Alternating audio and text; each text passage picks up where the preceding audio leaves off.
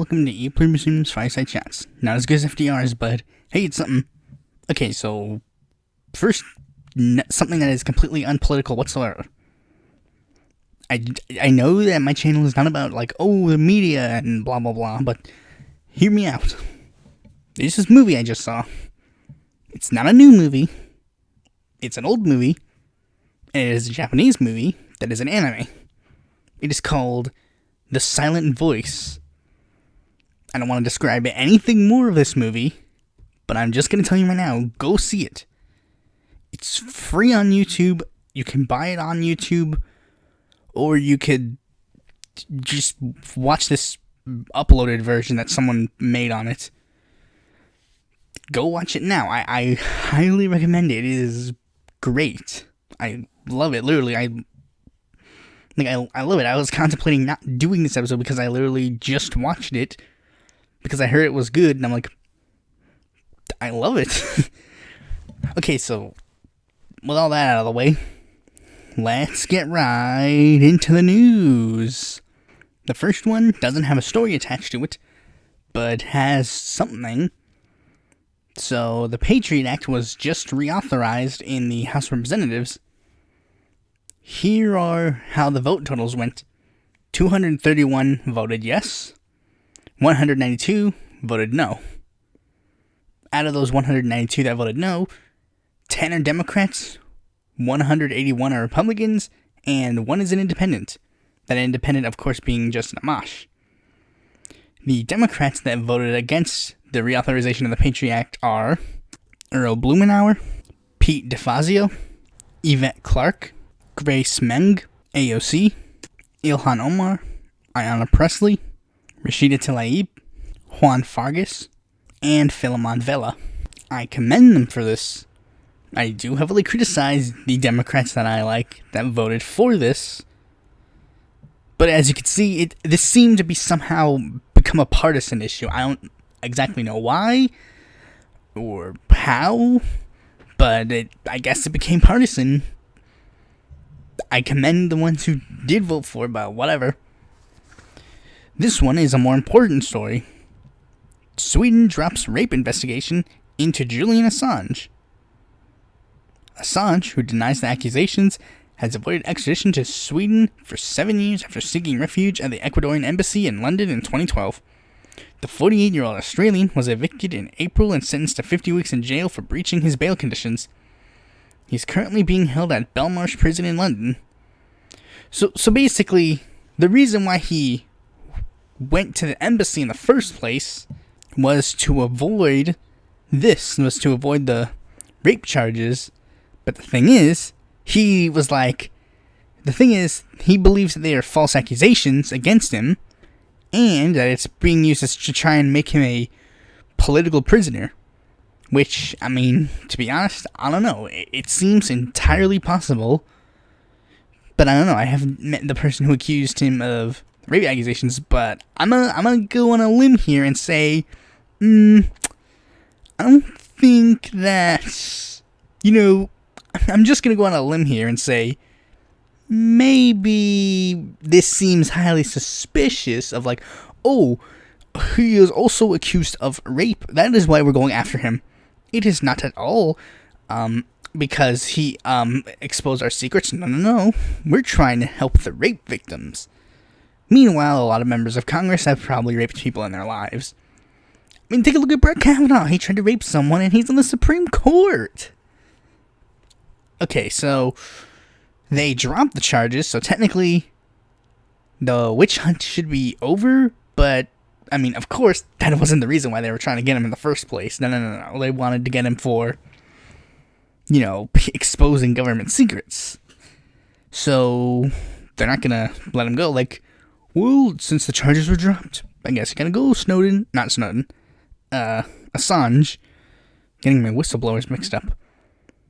I mean, they're all persecuted and getting wrong accusations thrown at them, but you gotta understand, it's for the good of the nation that Julian Assange doesn't expose secrets in the Democratic Party. It's good of the nation that he doesn't expose that we are literally killing civilians for no reason whatsoever, but beside the fact that they look like terrorists, so close enough.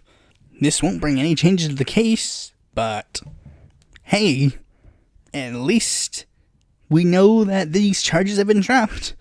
I mean, Assange is still going to be a political prisoner, possibly get executed, but at least we know he more than likely didn't rape anybody. But I mean, I guess you could say, oh well, we knew that already, because I mean, it's pretty clear that they're just doing this for, oh, we need to get him on something, and if he said, oh, I exposed U.S. war crimes, nobody's going to say, well, I mean, he's guilty. Like, I mean, that's why they won't let them use the plea of, you need to know this information. Like, it's, like, going back to Snowden, it's the reason why they won't let him say, oh, I revealed the information I did because the U.S. government, because the people of the U.S. should know what the government is doing. Like, I mean, because if the citizens know this and are aware of this, they, like, Snowden would win the case. They want to stop the case at just, oh, did you steal classified information? Well, yes. And then, I mean, you can't say, oh, you can't say he's innocent because he did do that. But if he explains the reason why, he wins. Like, for example, sir, did you murder this man? Well, yes, I murdered this man, but that is because this man was plotting a terrorist attack against the United States, and I saw him about to throw the bomb at the tower, and I had to stop him. Like, that is the equivalent of what Snowden did. And what Assange does, and what Manning does, and what everybody does. Oh, and by the way, Manning is still in jail too, for those who don't know. Manning was thrown back in jail because they tried to get her to throw Julian Assange under the bus, and, well, she has something called principles and honesty, something that the U.S. government has not had for quite a while. We'll see how these cases go. They're not going to be brought up on the debate stage, I'll tell you that much. Next story. Benjamin Netanyahu indicted on charges of bribery, fraud, and breach of trust. The Israeli Prime Minister has denied any wrongdoing and said that he's the victim of a politically orchestrated witch hunt. Yeah, in a system that is ruled by your party. Israeli Prime Minister Benjamin Netanyahu has been indicted on charges of bribery, fraud, and breach of trust. Attorney General Avichai Mandelblit announced Thursday, prolonging the country's political uncertainty as it looks to set to its third national election in a year. Okay, so let me explain what that is for a bit. So Israel, they gave Benjamin Netanyahu, so first, they had an election this year, because they were scheduled to have a parliamentary election. But the parliamentary results were so close that the country basically did a redo election. Like, okay, let's try it again, but this time let's make it so that there's a clear majority. And in that election, Benny Gantz's Blue and White Party, which is kind of a somewhat like a neoliberal-ish version, like a neoliberal kind of thing to counteract the Likud's more conservative views. So, yeah, they ended up winning in the second election, and both Gantz and Netanyahu were given chances. Netanyahu was given the chance first, by the way. I don't know why, even though Gantz won the most seats. But they were both given a chance to form a government. Basically, like, form coalitions with the other parties or each other to try and make it so that there is a majority that has power. Because he has like a little, because it's like Gantz has like 2 seats more than Netanyahu. And currently, no party has gotten to that coalition yet. Because the other parties are somewhat more principled or angry in their regards. I think some of them are more hardline Israeli, one like, oh, 100% Israel. And, like, the Joint List is a group of Palestinian rights parties they're more Palestinian-oriented, so they're not going to really form a coalition with Netanyahu. And they gave a slight hint of goodness to Gantz, because Gantz campaigns on a less aggressive Palestinian policy. But, I mean, it's hard to do that when you are a member of the Israeli Defense Force. So, I mean, they're like, yeah, you'd be a better prime minister than Netanyahu, but not by much. So, basically, neither party is going to form a coalition, and it looks like they will have to do another election. And here's the kicker. With this development, with Netanyahu formally being indicted,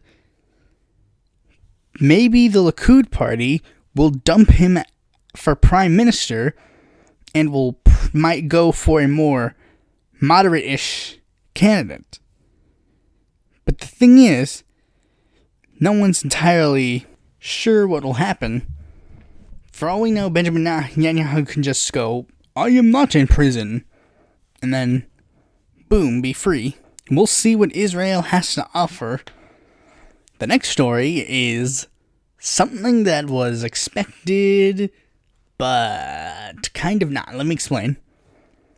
Wayne Messam, mayor of Miramar, Florida, drops out of 2020 Democratic presidential race. Wayne Messam, the mayor of Miramar, Florida, dropped out of the 2020 Democratic presidential primary after failing to break through the crowded field. The little-known candidate tweeted his decision to suspend his campaign on Wednesday. Messam did not qualify for any of the Democratic debates and was not counted in many major polls. His campaign raised just over $50,000 in the second quarter, a mere fraction of even the lowest-earning candidates in the race, and he raised a paltry $5 in the third quarter.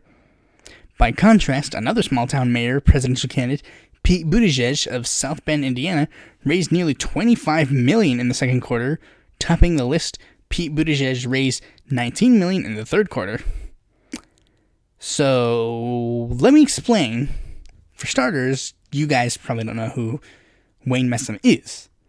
Well, Wayne Messam was a guy who was running in the presidential primary as a Democrat, and he was considered a major contender when he first entered. As the race went on, Wayne Messam kind of fell into obscurity. You see, in a field that had like 25 candidates at the most, there was really no room for Wayne Messam.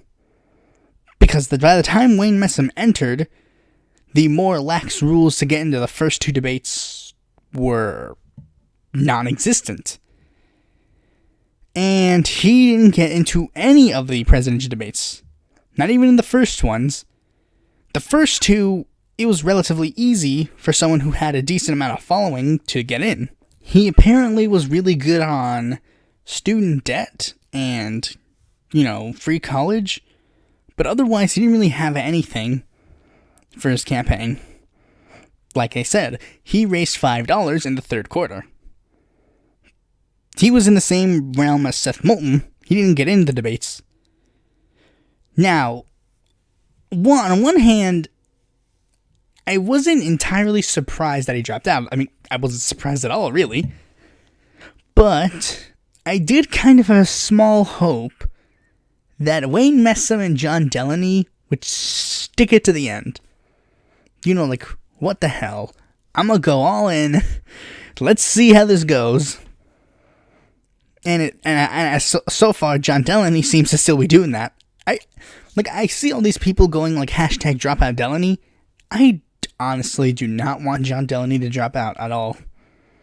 He was the first major Democrat to run for president. I feel he at the very least should run to the end.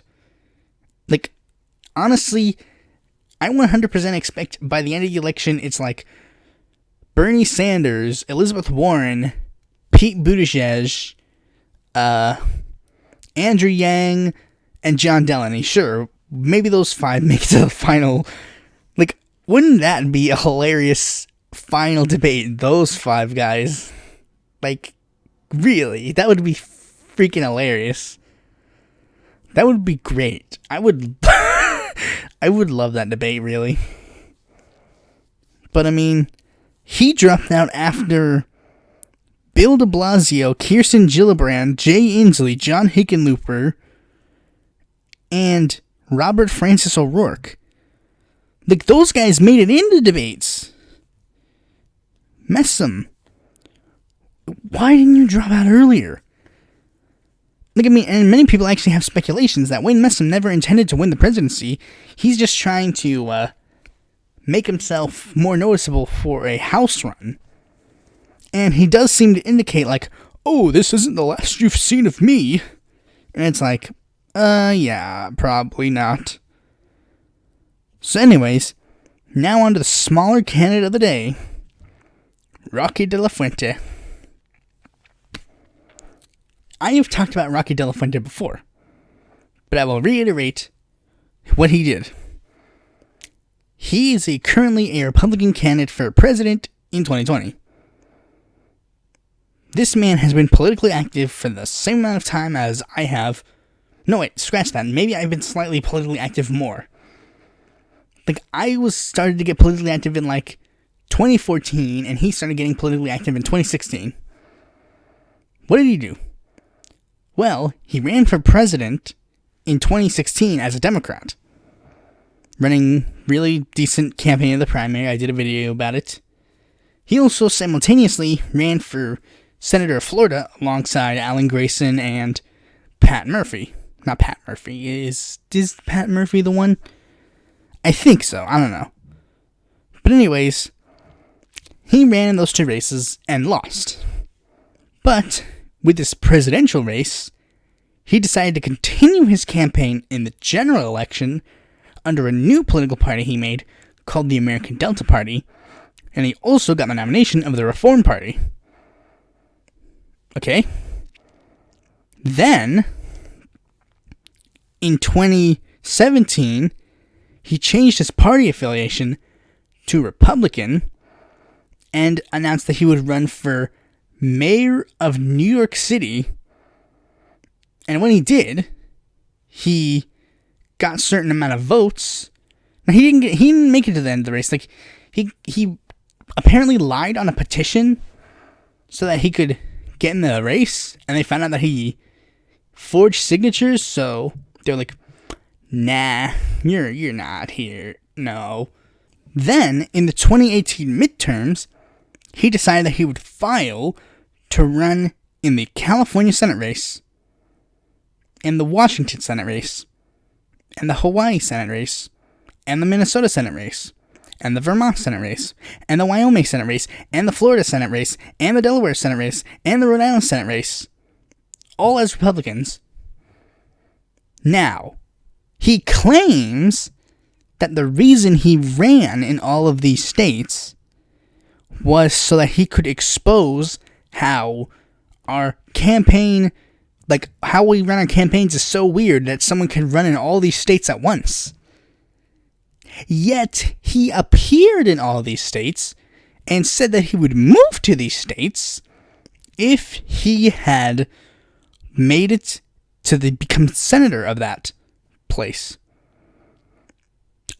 That does not sound like someone who is exposing corruption and bad things in our electoral system. That sounds like a person who's trying to exploit those bad things. Another thing, like, the thing is, like, he made it so, like, oh, I am a good person and I am running to fix this problem. But he's literally just using the problem. Now, what are his actual political views? He is moderate. Like, he's to the left of the mainstream Republican and to the right of mainstream Democrats. He's radical centrist Reform Party type. You know, typical big brain centrist trying to ruin everything for us. There's not much else to really say about him, but he is... Okay, so there actually is more to say about him. One, he has campaigned heavily against the like, against the lawsuit that Hillary Clinton did against Donald Trump for presidential candidates releasing their tax returns, which is like, Rocky, why do you care so much about and not having be your tax returns? 2, he's attempted to call out Bernie, is like, oh, why are you not saying millionaires and billionaires like you did in 2016? Why are you only saying billionaires now? It's like, Rocky, you're a millionaire. Shut up about trying to be class guy. You're not a class guy. And 3, even though he claims... okay, let me explain. This might require a little bit of explanation. In the New Hampshire primary, Rocky filed to run as a Republican. But there is also another person by the name of Rocky De La Fuente on the ballot, who is also from California. Now, he claims that this is a different person, and many people have suggested that it is his son, Rocky De La Fuente III. But I considering this man has run for many Senate races in the same year, I have a suspicion that these two Rocky De La Fuentes on the same ballots may be one and the same. Okay, so anyways, now let's move on to the main topic of this video, the 5th Democratic debate. Overall, the debate was kind of meh. I didn't really have like a major yeah or no in regards to the quality of the debate overall, but I do think it obviously isn't that good.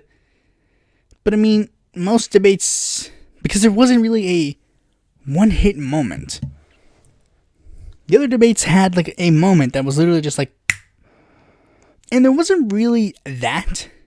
I think this is the same complaint I did for my last debate breakdown, but there wasn't really a make or break moment for any of them. Like, there wasn't really a big moment that I felt like really made someone like, ooh, this is great. But, I mean, I don't necessarily think that this was a 100% failure. But, I mean, overall, the debate is just kind of bland, especially considering how the talking breakdown went. The more interesting candidates, as usual, Andrew Yang, Tulsi Gabbard, Bernie Sanders, don't get to talk as much as they are supposed to. For some reason, Amy Klobuchar gets to talk more than Bernie, despite the fact that if you're just going to be logical and put polling, look, let me do it like this. If we were to be logical, here is how the candidate talking breakdown would be based on the polling. Biden would talk the most, followed by Bernie, Warren, Buttigieg, Harris, Yang, Gabbard, Klobuchar, and Steyer, and Booker. Those are the ones, that's how they would break down if they were talking, and they did it based on polling. But they don't, so somehow it's like Biden, not even Biden, it's like Warren, Klobuchar, Biden, like, it's weird. So anyways, who did well and who did poorly?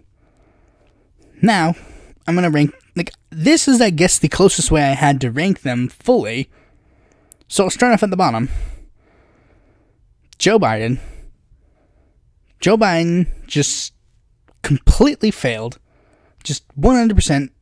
No way he failed. Why?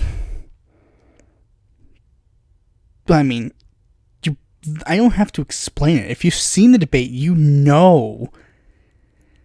Here's, like, me recreate, like, I can recreate some of his blandest moments. Like, he, for some reason, like, he seemed to be dazed out. He was forgetful. Like, I mean, there's one where I literally just wrote in my debate notes, like, Biden is fucked up, because he was just standing there with, like, a blank face, like, what am I doing here? Like, and then he said at one moment that was just absolutely fucking stupid. Like like, there's one moment where he was just talking, and he was like, when Donald Trump tweets it anyway, it's like, but the absolute worst moment, like, I was literally like, what the fuck? Like, I mean, like, when it happened, I was literally just like, no, it's not.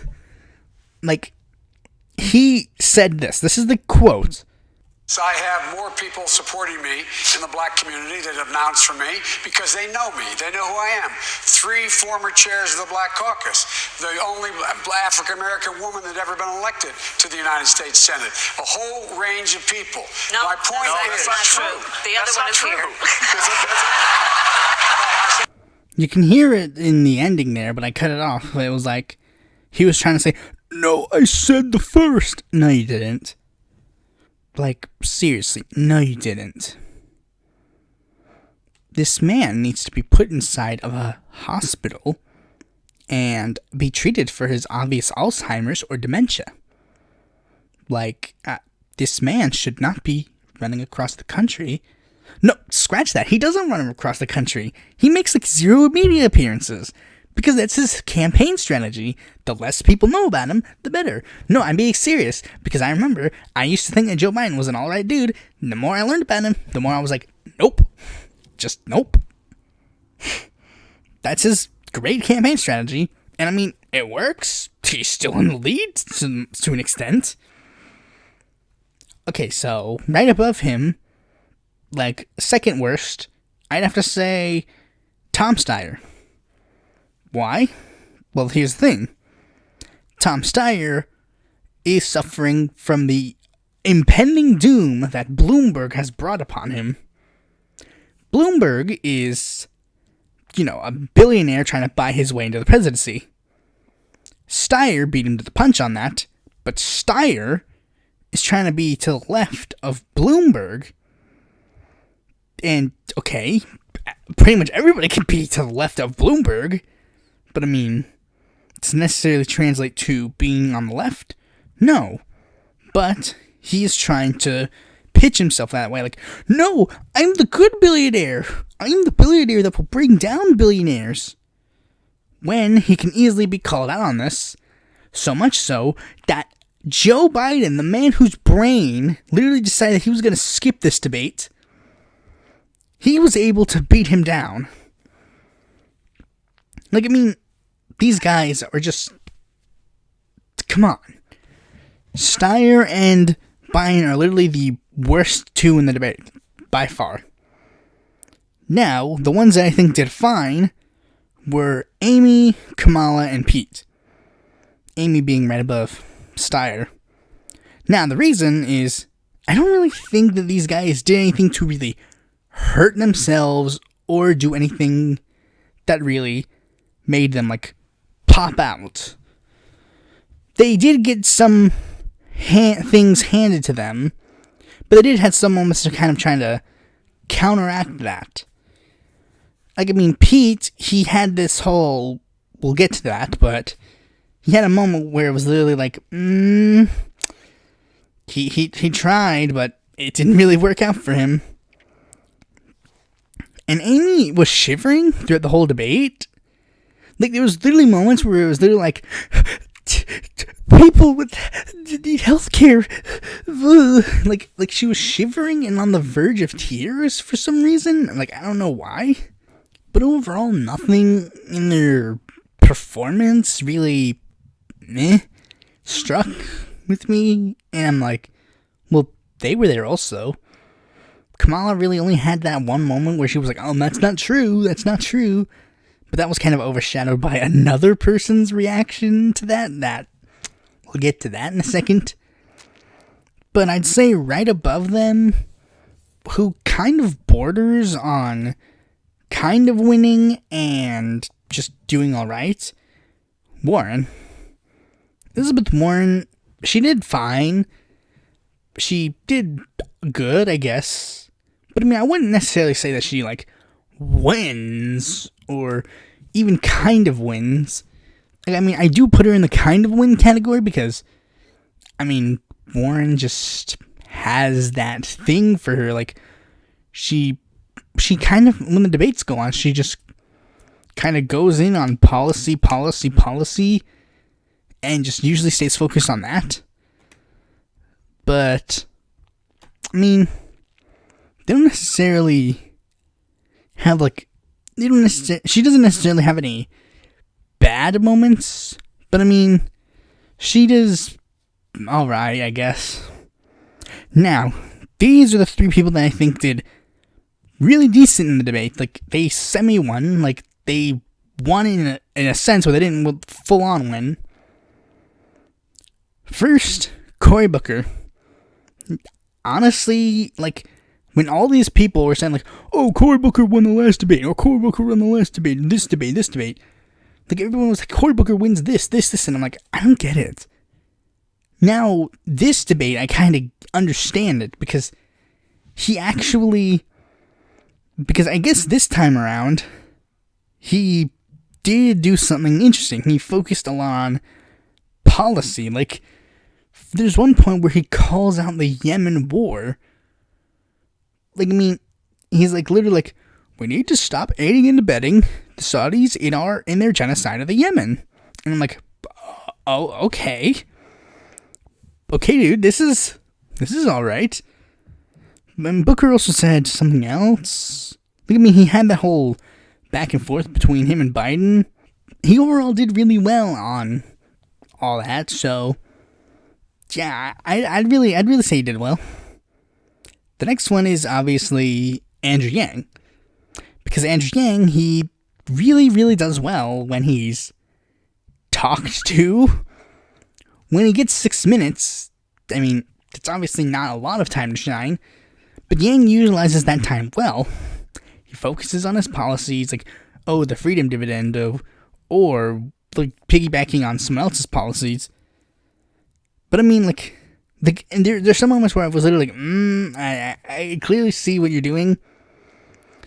Like, they talked to him about white supremacy, and I'm like, I see what you did there, guys. You're asking Andrew Yang about white supremacy. You asked Joe Biden about the Me Too movement.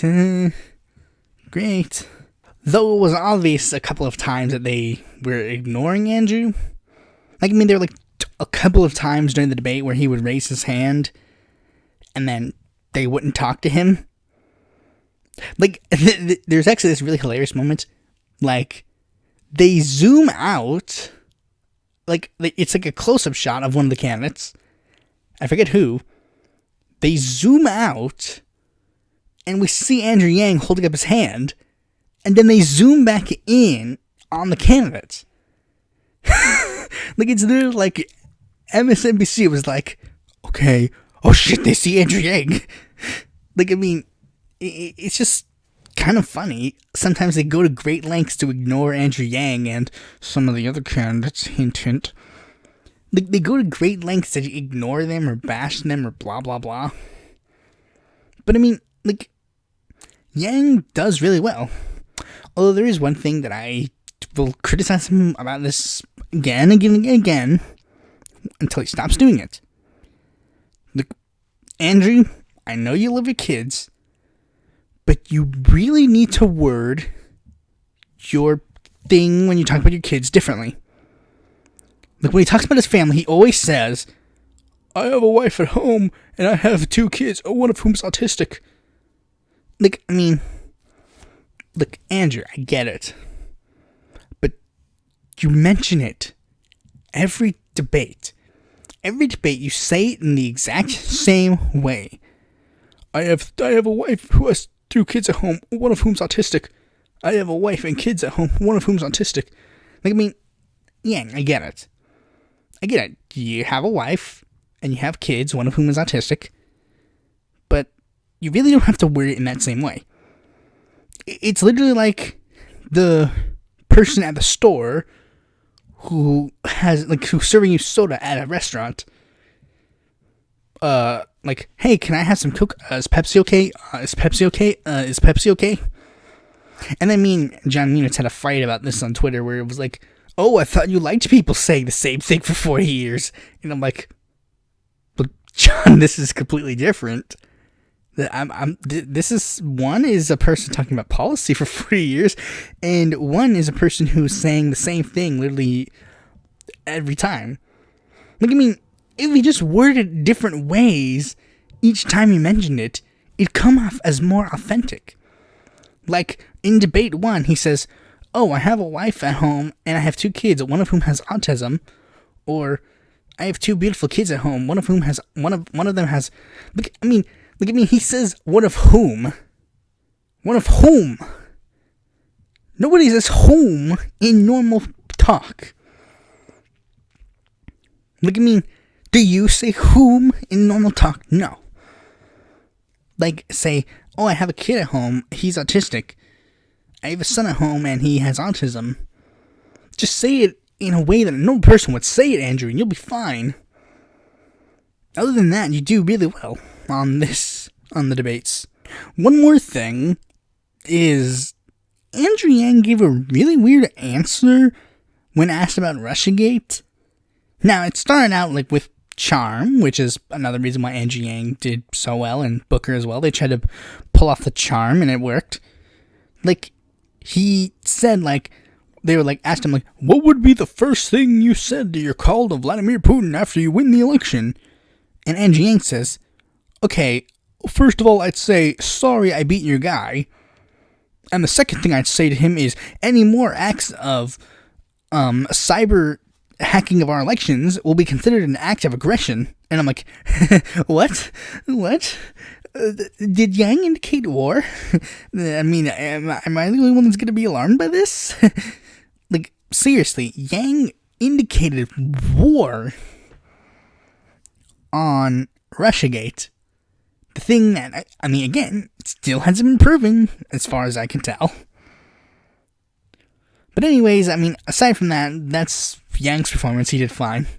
The next person who did really well is Tulsi Gabbard.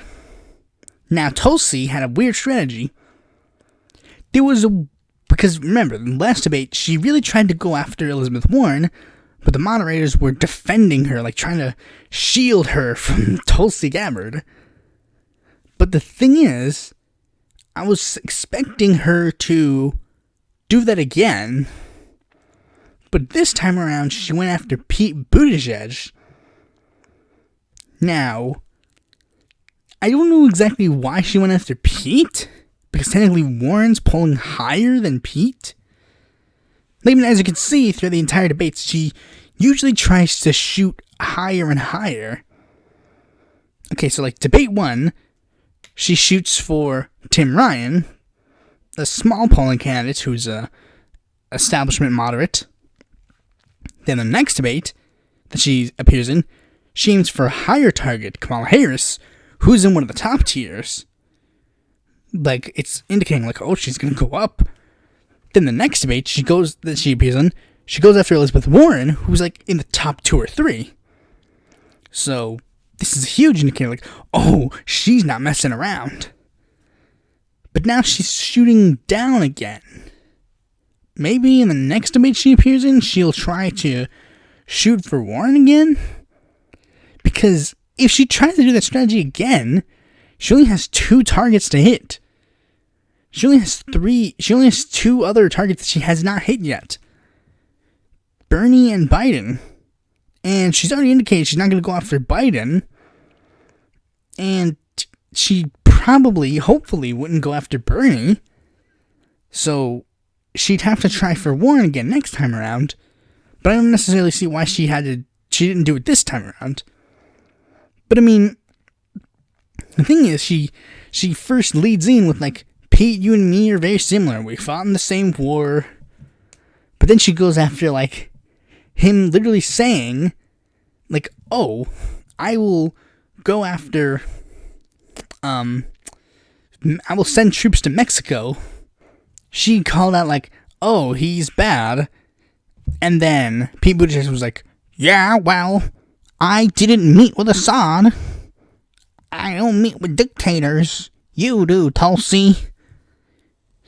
And then there's, like, Kamala Harris went after her at one point. Like, someone here during the Obama administration went on Fox News, and it wasn't me. Like, I mean, everybody was a lot of people tried to go after Tulsi, and I'm like, it's not gonna work out for you. Tulsi knows what she's doing. But I mean, when Tulsi went after Pete, she's like, unlike you, I actually know that I would meet with both adversaries and allies. And then he's like, and then she mentions like Reagan met with Gorbachev, like JFK met with this guy, and he's like Donald Trump met with North Korea. And it's like,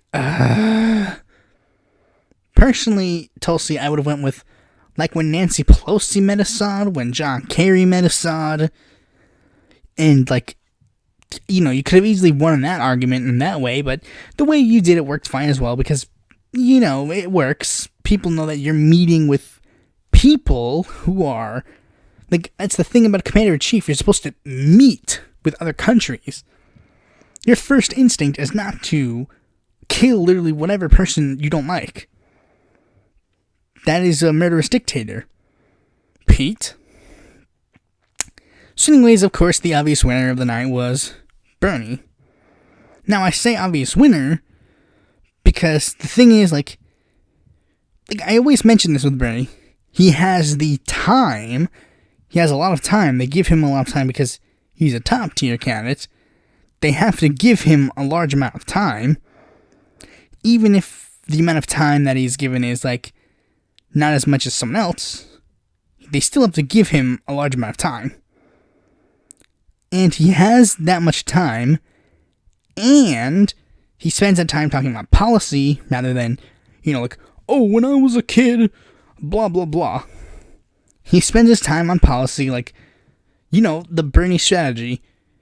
Terrible statistic. Like, 67% of American people will die because of blank. Solution to said statistic. Another statistic to back up that first statistic. That's the Bernie strategy.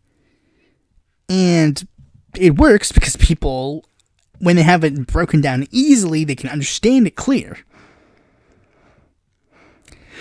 One criticism I'm going to have to levy against Bernie, I'm say this with love and kindness, Bernie. Stop saying I wrote the damn bill. Please. Like this time in the debate, they mentioned Medicare for All. They're like, Bernie, I'm going to go to you for Medicare for All. He's like, thank you, I wrote the damn bill. Am I right, guys? Am I right? Am I cool? Am I cool, guys? Am I cool? Like, it's like, okay, boomer. Bernie, you made me okay, boomer, you. Why you make me do so? Like, I mean, seriously, the reason why I wrote the damn bill worked the first time around is because Bernie was talking, like, very normally, like, giving his usual spiel, like, you know, this will finally include dental care, blah, blah, blah. But you don't know that, Bernie, you don't know that. I do know that, I wrote the damn bill. And then in the next debate, Pete was like, you wrote the damn bill. Amy was like, you wrote the damn bill. Kamal was like, you wrote the damn bill. And then Bernie's like, thank you, I wrote the damn bill. And then the debate after that, he's like, yeah, I wrote the damn bill. As someone who wrote the damn bill. It's like, Bernie, you're milking this for as much as it's worth. It's not worth much anymore. Like, when the other guy started saying it, that was your cue to let the meme die. Like, when your grandma starts dabbing, it's time for you to stop dabbing. And by grandma, I mean Hillary Clinton. Second she dabbed, dabbing was dead. And that's how literally every meme is. When your grandma starts saying it, no. Okay, so that's pretty much all I have to say on the debate. The debate was not that good. Bernie did really well. It needs to stop saying I wrote the damn bill. Unless it's like in a spur of the moment thing. I'm gonna go back to watching that anime movie now. I know I said I already watched it, but I'm gonna watch it again. Thanks for watching this video. Be sure to like, comment, subscribe, and click that bell to be notified when a future video of mine comes out. And if you're interested in more content from me, you can go to my website or follow me on Facebook, Twitter, or Quora, or check out my articles on the Independent Political Report.